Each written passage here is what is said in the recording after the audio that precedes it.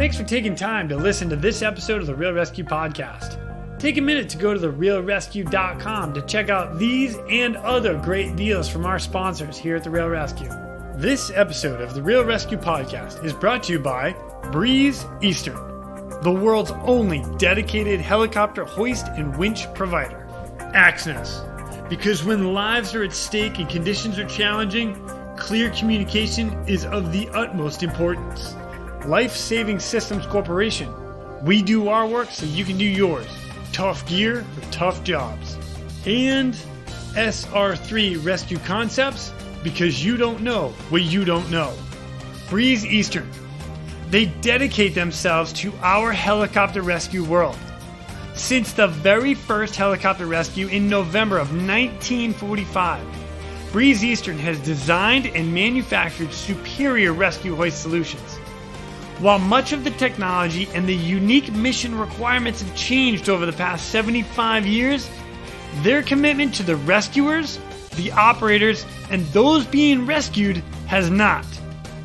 Contact them today by visiting them at breeze-eastern.com. The Axness PNG wireless ICS system can bring cutting-edge wireless intercommunication system technology to any aircraft. The PNG system can be fully integrated into an existing ICS system or can be carried on and off as a mobile base station. They can go anywhere at any time on any aircraft. Plus, with the strongest and most robust waterproof handheld on the market, this system can take a hit and keep working. Their wireless intercom systems are designed to enhance situational awareness through improved communication capability. This system brings superior noise canceling technology to eliminate rotor wash and engine noise from your ICS. The Axness PNG wireless system is currently deployed in more than 1,800 public safety, air ambulance, and search and rescue aircrafts worldwide. I have personally used the Axness system in 4 different countries and on 5 different airframes. It is awesome. If you want more information, contact them today at axness.com. That's AXNES.com. You just make sure you tell them Quinny sent me. Life Saving Systems Corporation. They manufacture the world's toughest helicopter rescue gear. From my favorite harness as a rescueman, the Triton harness, to the rescue baskets, the litters, and of course, the most popular hook in all helicopters, the D-Lock. The team at LSC will cut, bend, sew, weld, and machine these products into existence every day. We do our work so you can do yours. LSC. Tough gear for tough jobs. Check them out today at lifesavingsystems.com and follow them on Instagram at Rescue Gear. That's at RESQGEAR. And SR3 ResQ Concepts is a training company that can help with your helicopter training, a standardization and safety check, or maybe just an audit or an FAA refresher. They are here to bring your agency up to date with the most current techniques, rules, regulations, and equipment. The training staff is awesome. With the certified flight instructor pilots, experienced crew members, which I am happy to say that I am one of them, they offer training in rescue, medical, tactical, firefighting, ground operations, and night vision goggle use. SR3 is also partnered with Petzl to assist with personal protective equipment and the highly specific Lazard. SR3 also goes beyond the helicopter world as they provide high-angle rescue training and tactical medicine training. Contact them today at sr3rescueconcepts.com or over on Instagram at sr3_rescue.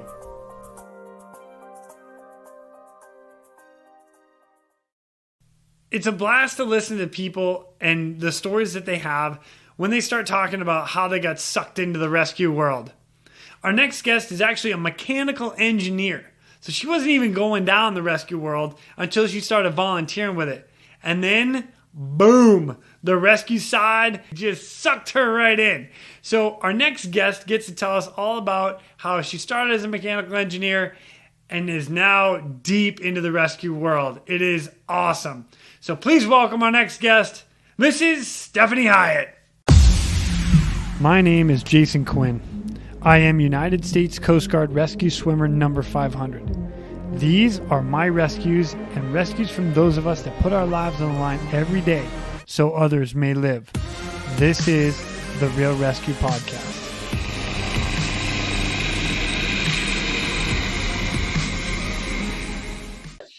Ladies and gentlemen, welcome to the Real ResQ Podcast. Today I've got a guest with me who I'm super stoked to have with me because she's like volunteer and got into this volunteer with some of us. You know, we dropped in because it looked cool, but she came like, I'm just pumped. You know what? I'm going to let her tell all about it. So without further ado, Mrs. Stephanie Hyatt.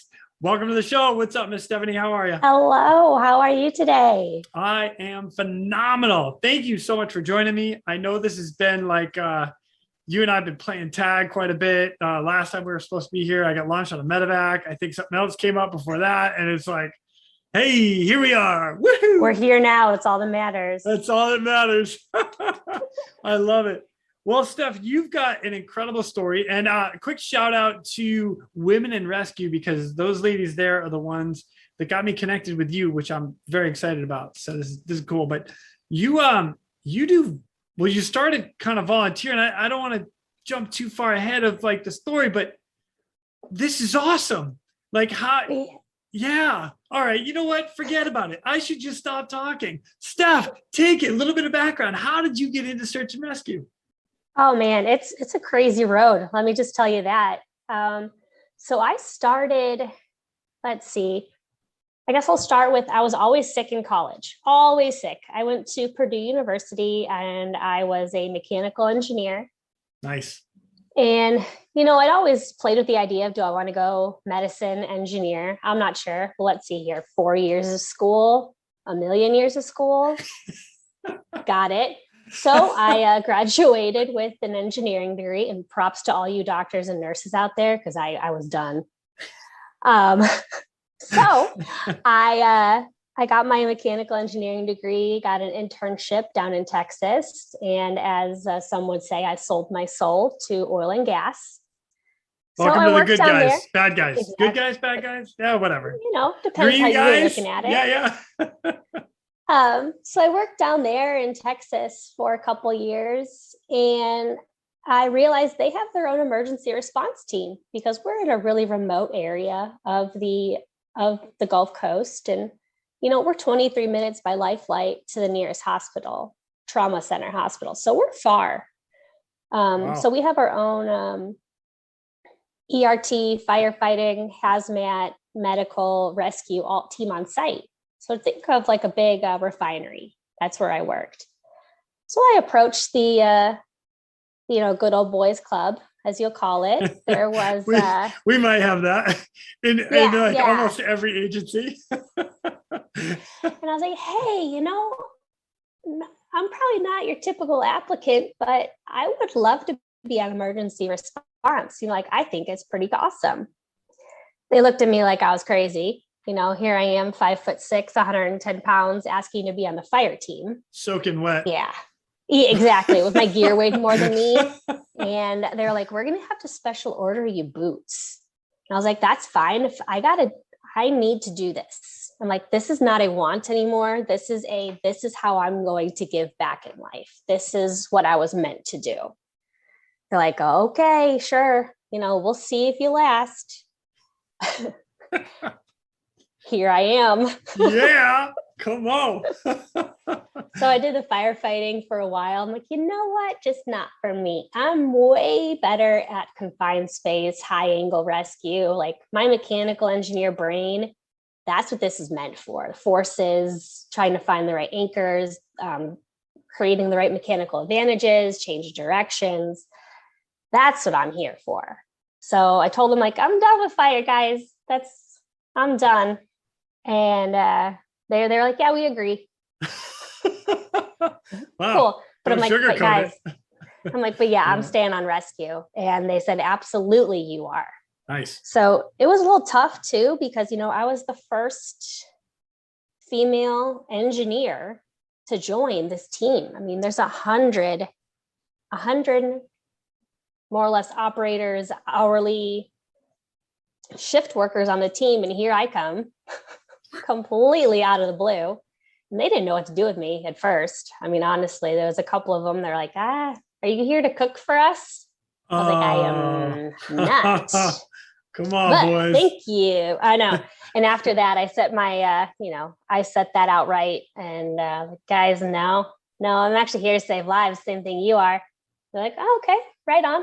Yeah, let's do it. And from there on, I mean, I can say honestly, I have 100 brothers that are just my absolute best friends now. They will do anything for me. I would do anything for them. And it is, when they talk about brotherhood, it's true. Yeah. Oh yeah. I love it. Absolutely love it. I'm like their daughter. It is fantastic. Got a little sidetracked there a little bit, but so big story is like I'm, working in the admin building, doing my computer paper crunching, number crunching stuff, and the tones drop. And normally I'm not the first person out there because I'm not always out in the field. But we got a rescue, and so I'm going to jump right in to my first rescue. Yes, I kind of got it. Heck yeah. Come on. Well, wait a minute. Before you get into that. So the whole thing about this, and you specifically, is you, and this is just kind of, you and I have talked about this a little bit. Engineering volunteered to be part of the rescue, but you volunteered to go to all the trainings and a whole bunch of stuff prior to. And if I remember correctly, before this rescue, you went through EMT school. Or was that after? It was a little bit after, but yeah, I did all this on my own time. Like I'm salaried, so anything they asked me to do above and beyond, it was all on my own time. And I'm not one of those jobs where like I leave work and someone else picks it up. So that was always tough. I'd go to a week-long training, and then I'd get done with the training during the day and have to pick up my engineering job of all the stuff that happened over the day. You gotta do your real job. Why am I doing this? Oh, that's right. To save lives. Yeah. I see the bigger picture here. Nice. I'm like, I will do it every day of the week. Awesome. If I get to do rescue. So now I'm all about it. Your very first rescue. Tones go off. You're in the office. Punching away. Let me tell you, if this doesn't tell you I'm an engineer, I don't know what does. It's Friday afternoon, 4:00 in the afternoon. Everyone's getting ready to leave. And let me also tell you a little bit how old school the plant is that I worked at. We had pagers. Now, this isn't like in the 80s. We're talking like 6 years ago. So I'm carrying my pager, and my pager goes off that says, we have a rescue at this ethylene unit. Cool. Like, I don't know what to do. I just went through basic class 3 months ago. Like, I can tie my knots. I can set up my systems. Nobody told me what to do when we actually got a call. Oh my goodness. I'm freaking out. Yeah. So I get in the car. I drive over to the unit. I check into the control room because that's what we've been taught to do my whole career, accountability. I walk into the control room, and they're all like, if you're rescue, you probably need to go out to, where the guy needs to be rescued. I was like, oh, right. Yeah, I should do that. Thinking to myself, well, this is dumb. Great. Hey, we all have to learn. Okay. Oh yeah. I'm going to throw that out there. We all have. Anyway, go ahead. So I get over to where the injured person is. They were up working on these machines, and they were working on milling some flanges. And the flange machine had actually broken off, and he was crushed underneath it. So he was in a bad way. There was already another rescue personnel there, but it was just me and him. Everyone else is bystanders. We're talking the ops manager, all the higher up people, like everyone was there to see what was going down on a Friday afternoon. And I'm staying there like, I I remember learning this. I'm completely flustered. I don't know what to do. And the rescue tech up top was like, hey, can you bring me the LSP halfback from the truck? And I was like, yeah. What is that? Oh my God. Come on, girl. I lost it. I completely just lost everything. So long story short, we found the bridle, we found the rigging plate, we got him hooked up, we got him lowered down to ground, put him on the stretcher, did our patient assessment. We called the bird. He was, he needed some higher level of help that we weren't able to give him. And after we were done, we were doing our after action. And I was like, you know what? I think I have work to do. I am never going to be caught in this situation again. And after that, man, I was spending every lunch times, all of my free times, my days off. I was going to the station, going through the truck. It's like, I am never going to be caught in this situation again. And let me tell you, I know where everything is on the truck now. Yeah, girl, come on. Good for you. Good for you. Yes. Oh man, that first one though, that first rescue, the butterflies, it was insane, but it also got me hooked. It's awesome, right? I mean, that's why we do it. It's ridiculous. It's like you get the save, you get the guy down, you like everything you did. It's like, oh, come on. Yeah. Like I just did that. What? Can't wait for the next one, and so upset that you have to do another one.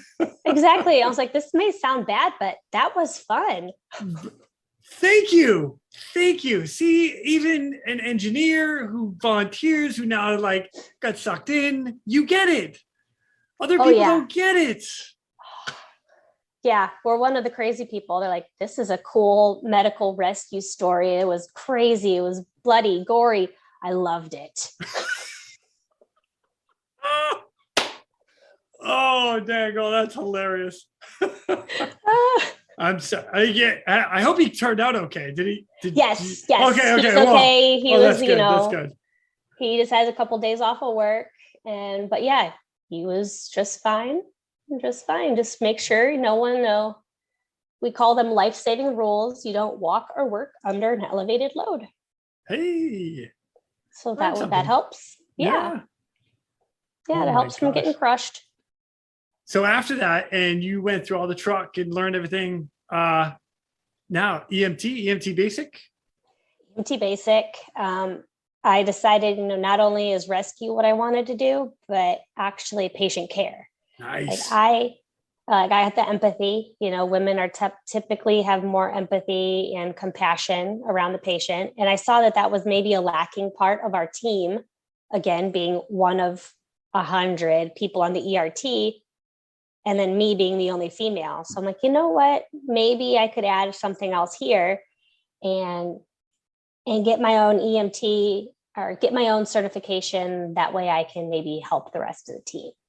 So, in true fashion, I did it on my weekends and nights off and did some of my own, coordinated it all myself, and came back to the team and said, hey, by the way, I'm also an EMT now. And they were like, you did what? Like, yeah, awesome. I wanted to, so I just did it. And they're like, of course you did, because we know you, and that's what you do. Yes. Come on, Steph. Oh, man, let me tell you, I'm talking through all these stories. I'm realizing how crazier and crazier I am, but it's a good crazy, I promise. Love it. So I was on the rescue team. And after I told them I got my EMT and I was really passionate about it, they're like, you know what? We don't have a medical branch of our emergency response team. We really don't. We just have like whoever shows up, and then if they're patched, they're patched. If they're not, they can't do it. Like, you know what? We should fix that. So I talked to some of the higher ups, and they agreed that they needed to start a medical team. And they asked me if I would be the captain. And I said, absolutely. Nice. Mind you, again, all volunteer, still working my day job. what am I doing? About to be in charge of the medical side. Yeah. So here I am writing the charter, figuring out how do I get a team that has no EMTs? How do I get them trained up? And we actually found a company, Radom Group. They came down and they did a 2-week boot camp. And we got 10 people trained up from off the street, like ERT people. Yeah, they got some background, but for 2 weeks they got their patches. Holy I could not have been more proud of them. It was boot camp for sure. One of my most proud moments, though, and let me tell you, is seeing all those guys come back with their patches on, being like, "You helped me get this." Like, I couldn't have done it without you. Like that. That's what we're doing. Like, I realize I can help more people by training than I can myself. Like, the numbers just get exponential because now those people are going out and helping more people. And it's just like, this is how you really do it. I can only help so many people, but this way, I'm touching a lot more lives. And it's just like, this is what I'm supposed to do. This is why I'm here. God, that's freaking awesome. I love it. Yeah. The more I'm talking about it, I'm just getting all choked up here too. It is. It's a deep passion. And when you get into it, it sucks you in big time. Yeah. So that's awesome. It totally does. And it's something that's just like, it's not a job, obviously, because I've never been paid for it. But it's just part of me. It comes with me every single where I go. Like, we're in a restaurant, you're like, is someone going to choke? Like, I'm here. We're in an airplane. I once had to happen. We're on an airplane. Someone's like, do we have anyone with medically trained? Luckily, there was about 6 people on the plane, but I'm like, shoot, that's me. Like, that's awesome. I might have to be like, know. I'm out. No, I'm out. No, I'm just kidding. I'm kidding. I was like, wait, what's going on first? Okay, yeah, I got this. Do I need to do a trach? No, I'm out. I'm gonna tap I'm out. Oh, that's funny. That's hilarious. Are you still in charge with everything you're doing? Are you still running that whole program? So not really anymore. I changed, my engineer job changed, and I am working up at our corporate office, still down in Texas. I still have some of that. I'm still involved to a degree, and I'll get to that a little bit more later. Sure. But yeah, I'm up at the corporate office anymore, so I really can't do so much in the plant, which has been, that part's been sad, but I found another way to work through it. We're going to get to that one in a sec. Yes. So now we'll go a step further and or down the timeline a little bit. And since you've gotten all this stuff, you actually have 2 other cases that you kind of came across, I'll call it. Yes. It's a good way to put it. You were there and lended a hand. So if you don't mind, just run us through those 2 cases. Yes. So I have this, I'm not sure how many of you have heard of a competition called IRECA, International Rescue and Emergency Care Association. It's a rescue competition that I think it's one of the oldest rescue competitions actually ever. And it's kind of fallen off a little bit recently because of COVID. But my team down in Texas, my rescue team, we competed in it the last 2016, 17, and 18, I believe. Nice.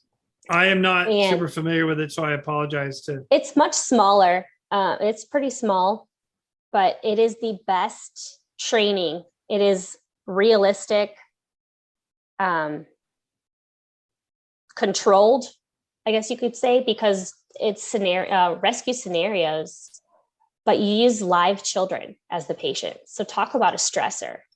Because not only you're like, I hope my knot's right. You're like, oh, this kid is 10 and I'm putting them in a basket and going to lower them vertically over the edge. Like, I better do this right.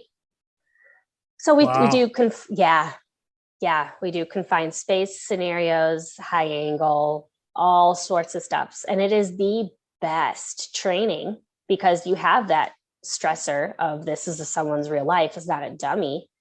But it's also a controlled scenario where you have a lot of oversight, making sure that you're not about to do something that's going to endanger this person. Cool. So absolute best, hands down training I've ever had. So we're on our way. We had just finished up breakfast with the team. Mind you, we are all dressed in the same outfit. There's 7 of us. We are driving in 2 big black Escalades because, Nice. you got to show up in style. That's right. We are big old black tinted windows. Can't see it. We got a full caravan. Yeah. Oh, game on. Oh my God. I'm like, really, guys? We had to? He's like, we had to. Okay. We're packing up from the diner, going to the competition, and all of a sudden we hear just a crunch. We look up, we're like, that was a motor vehicle accident right in front of us. You got 2 airbags on both the cars, both went off. They're going through an intersection. Someone thought they could make a left. Someone thought they could run the yellow. It didn't end well. We all look at each other and we're like, okay, guys, let's go. So we grab our pads, we grab our gloves, we grab our medic bags. We walk out onto the street, and the other guys are using the vehicles to, block traffic. And, there's 3 EMTs, and like, okay, 2 of us take one goes to the other. Let's BSI scene safe. Got it. Come on, textbook. Boom. Had to throw that one in there. That's Everyone's awesome. like, okay, got it. So we're making contact with these patients. Steph, that was brilliant. Absolutely brilliant. I mean, anyone that's been through it knows that is just classic. Anyway, sorry. So we're making contact with the patients, and it's been about 2 minutes, and we're looking at each other like, shoot, has anybody called 911? We're not 911 here. We are in our plant. So we have one guy, we're like, hey, you guys better call 911 to get the actual ambulance and fire trucks here. So they call them up. They're on their way. We've already done a full patient assessment. They're cut up, bruised, but everyone's A&O times 4. They were a little at first shocked because, we were there within 10 seconds of it happening. I mean, seconds. So like they had the impact, and then they look up, and here we are, team of 7 in matching uniforms, standing at their door being like, hello, what is your name, sir? Can I help you? Do you know what day it is? What happened? Oh my gosh. And the first thing they look at, they're like, where did you come from? And my partner goes, Texas. Like, you got here really fast. Like, you're confusing the poor guy. He came from the parking lot, but we are from Texas and we're here to help. That's awesome.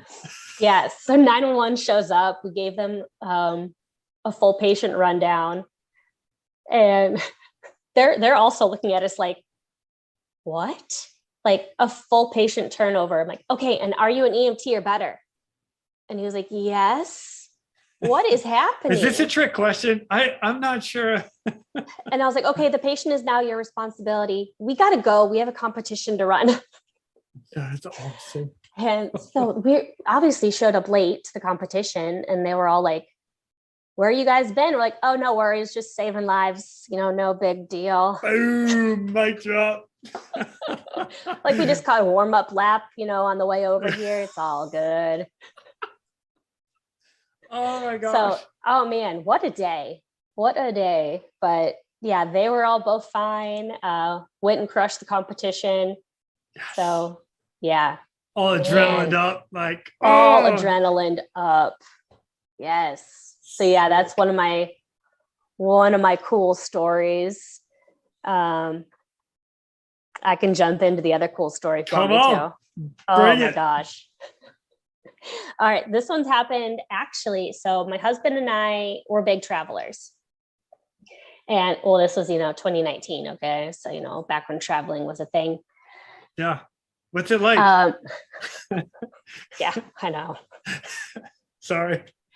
So we love traveling, and we couldn't figure out where we wanted to get married. So we're like, you know what? It would be silly to have our wedding in Texas because we travel all the time. Let's go somewhere cool. Yeah, let's do it. Let's have our wedding in Hawaii. Destination wedding. Let's keep it small. Well, that backfired on us.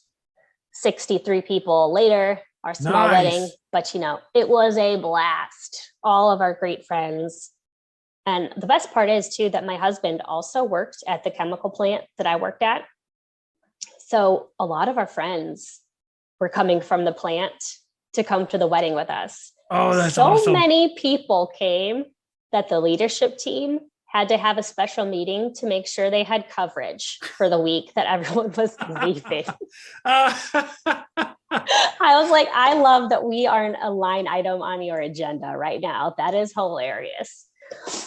Well played, ma'am. Nice job. Yes. Yeah. And they're like, okay, so how long is your wedding thing? I'm like, well, they're going to be gone probably about a week. I mean, you don't go to Hawaii for just a few days. That's right. It's a vacation too. Thank you very much. Yeah. Yes. So we're over in Hawaii. We're doing all these cool things. And one of them was biking down Mount Haleakala at sunrise. So we get up at 3 a.m, take a bus up there, see the sunrise. It is amazing. Nice. And freezing. All right. And then we're biking down, and it's like 7 a.m. at this point. We feel like we've been awake all day because, the day started at 3. And we're biking, and it's absolutely amazing views everywhere. And they told us on the way up, they're like, be careful of this one area. The road is very bumpy. Like, got it. Well, I'm freaking out, thinking, what the heck did we do? Our wedding is in 2 days. I'm mountain biking down a mountain. And I'm like, if I break something, if he breaks something, if we scratch our faces up, like, I've seen movies like this. I'm like, couldn't I have scheduled this for after the wedding? What was I thinking? The pictures are going to be terrible. Oh God. Like, why? And he's going there. He's like, look how fast I can go. I was like, we're not doing that right. Both hands on the wheel, both hands. Honey, I got this. He's like, I got this. This is fine. This is awesome. I'm like, no, it's not. I regret this. I regret booking this right now. This is my wedding too. You do what I say until after it's over. Exactly. I know the drill. I got you. Yeah. So we're biking. We're like 20 minutes from the bottom. We're so close. It's pretty flat at this point. We're going through towns. We're coming up on the bumpy area. Well, all of a sudden we're coming into town and I see a lot of traffic backed up. I'm like, uh-oh. And then we see a bike on the side of the road. I'm like, oh no. Then we see the helmet off to the side and we see people standing all around. We're like, oh God. And so everyone I'm with knows that I'm a medic. And so the people ahead of me are like, what's going on? They're like, someone fell off their bike and can't move. And they're like, do you have a medic up there? And they're like, no, we have nobody trained. And I was like, oh, that's me. Yes, you do. That is me. Here we go. I'm like, do I have anything with me today? No, of course not. I have nothing with me, but that's okay. Here we go. Walk up to the lady. She had taken a nice flip over her handlebars, an older lady. And, obviously there was some collarbone, shoulder deformities that we were working around. Not comfortable. So that was tough. And you have her family standing around there. You have traffic. It's a small 2-lane road through the back mountains of Hawaii. So I'm like, okay, first of all, has someone called 911? They said, yes, they'll be here in 20 minutes. Oh gosh, you're way out on the trail. We're in the middle of nowhere. Wow. And I was like, that is a long time for someone in this much pain. And just me. Oh my goodness. So here we are. I'm trying to make her comfortable, checking, make sure she's got PMS in all extremities and, just trying to calm her down a little bit too, because she was not excited. Let's tell you that. She liked the first part of the bike ride a lot better than where she was at this point. You got half of her family yelling at her to just get up and brush it off. And you got the other half crying with her. And I'm like, okay, neither of you guys are helping. Please go over there. So, making her comfortable, getting her full history and everything like that. And my husband and the rest of our team is actually over there helping direct traffic because she's in the middle of the road. And, nobody knows how to direct their own traffic. Everyone wants to sit there and watch and see what happens because that's what you do by human nature. So they're directing traffic. And I think that was one of the coolest parts is because that was the first time my almost husband got to see me work in action. Like he's always heard my stories, but he's never actually seen me with a patient. And afterwards, and he was like, that was pretty intense. Nice. Like what you do is like, that's not something that anybody could just do. And I was like yeah. And it wasn't planned. I had nothing with me. He's like, but you made her day less bad. That's what we're here for, to make their day less bad. We didn't get them in the situation, but we can do whatever we can to make it suck less. Yeah, right. So it was just, again, the same thing. By the time the EMTs got there, I gave them my rundown and they just looked at me like I was crazy. And I was like, I do this too. I'm just not in a uniform today. And here's your patient. I'm going to go get married now. Is that cool? Yeah. Can I pass the bumpy part and get down without an injury on my face? Thank you. No injury. Like we got through, no injuries, no broken bones. Pictures turned out great. Excellent. Whew. And there's a killer story at the end of it. And an awesome in the story. middle of it. Yeah. I was like, what are the odds of this? Steph, that's awesome. Well done, ma'am. Well done. Thank you. Thank you. So now, like with everything that you've done, all of your training to date, you are actually doing a little bit more with the rescue side of things. Yes. Go ahead. I am.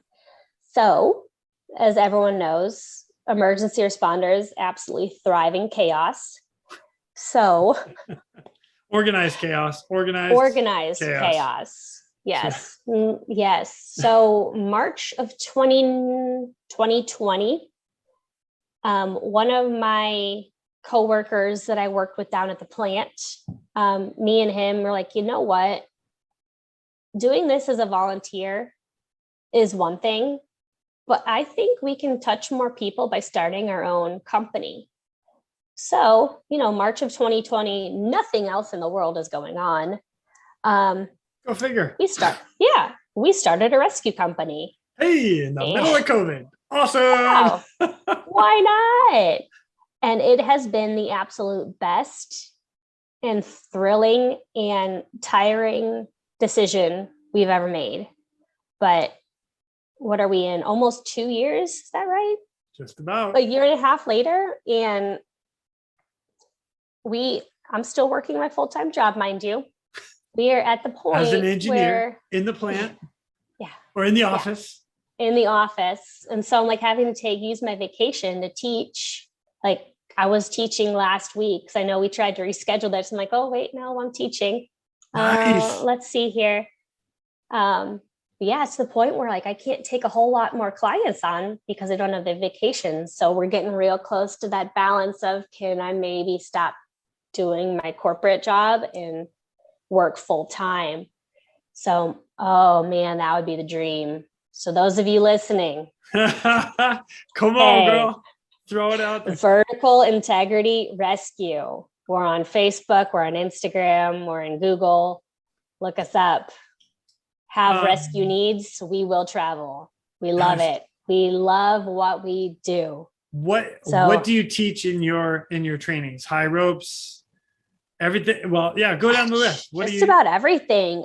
So last week we taught in awareness and operations, rope rescue, So in accordance with NFPA 1006, we Throwing teach a regs out. Boom. heck yeah. Come on, I'm an girl. engineer, remember? Oh yeah, that's right. Yeah. There it is. So, there it is. It's never going away. Engineer, come on. I can't hide it any longer. I made it this long. It was just sitting there. We also teach tech classes. We do confined space. We do consulting. Actually, I also just got my license to be a medical CE provider in the state of Texas. Congratulations. So that's fantastic. That was huge. So yeah. I'm working on curriculum now to do 40-hour refreshers. I mean, dreams are just coming true right now, man. That's dreams awesome. Are coming true. Yes. Congratulations. My gosh. Thank you. All right. Everybody go check out the website. Go call Steph. Be like, Steph, this is what I need. Yeah. We're here to help. I'm going to call you. I'm going to come hang out with you. Come on. Let's do this. Let's do it. We're fun people. Dang, girl. That is awesome. Yeah. So I'm doing a lot more of that. And so again, I'm a business person I'm not a business person. I'm an engineer. I had to learn all these business things. So my partner is very, very good at rescue. He has all the certs. He's got Swiftwater. He does all the crazy stuff. And that fell on me. So I created the website. I set up our accounting. I like to joke that I am HR, IT, payroll, everything including teaching the classes as well. So I'm curriculum development. Like, it's a 2-man show right now. And cannot wait for the day that we can bring on more people and expand the business, because we're getting there. That's and awesome. We're close. Yeah. And I can't wait to have someone else do the finances, because that's not my forte. Stick to teaching, stick to the higher up, stick to confined area. Got it. Yeah. Put me on a rope. I'm happy. Yeah. No, I don't really want to balance the books, but I'll do it if I can help more people. Love it. Well, I'll tell you what, tell us the website one more time. Vertical Integrity Rescue. Vertical Integrity Rescue.com. .com. Awesome. Yeah, go check it out. I'll go check it out myself here in just a couple of minutes. So that's awesome. Yeah. Well, Steph, these stories have been great. Hey, real quick, how did you get set up with Women in Rescue? Like, I found them through Instagram, and we're same thing. Same thing. There's not a lot of us in the rescue world. It's a pretty small community. And so when we find another one, we latch on to each other. Nice. And just, throw another one at you. And I have a daughter. She is 7 months old now. While doing all of this. Yeah, doing everything you do, plus your engineering job, plus you're a mom. Yeah. Oh my gosh. Game on. I am just insane, but it's a good crazy. It's fine. That's what we all say. I know. There are questions. My wife looks at me all the time like, hey. Yeah. My husband's like, you doing something else now? I was like, of course I am. He's like, of course you are. Why wouldn't we? Why not? Yeah. So I got in, I'm big on the whole, if you want to do it, go for it.